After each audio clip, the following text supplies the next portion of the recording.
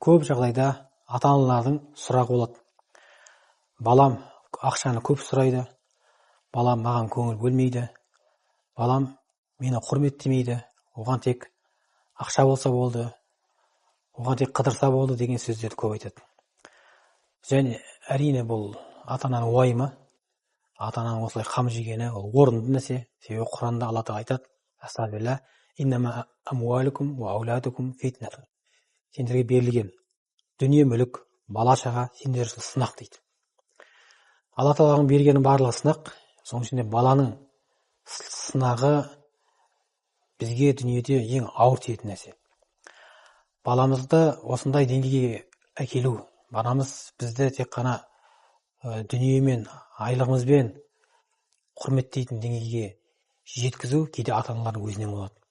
Себебі балалар кішкентай кезінде сұрап, өзіне қалаған сыйлықты, қалаған ойыншықты қалаған кезде біз көп жағдайда айлық келсін, біздің айлығымыз жетпейді, пенсия түскенде ақша жоқ деген сөзді көп айтамыз. Бұның соңы балада ақша болса, айлық көп болса, табысың көп болса, бұл дүниеде сенің құның бар, орның бар деген түсінікті қалыптастырады. Сол үшін баланы дүниеге қатысты мәселеде, ақша, табысқа қатысты мәселеде жаратушы Алламен байланыстырып қою керек. Құдай қаласа болады. Сен сұрап жатқан нәрсе Алла бұйыртса ғана болады. Сен ол үшін дұға қыл, Алладан сұра, біздің табысымыз көп болсын, біздің айлығымыз уақытында түссін. Сен ол үшін Алладан сұрап жатсың ба?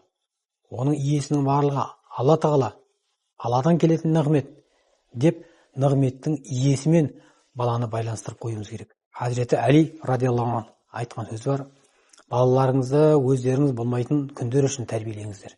Себебі сендердің балаларың сендер болмайтын күн үшін келген дейді.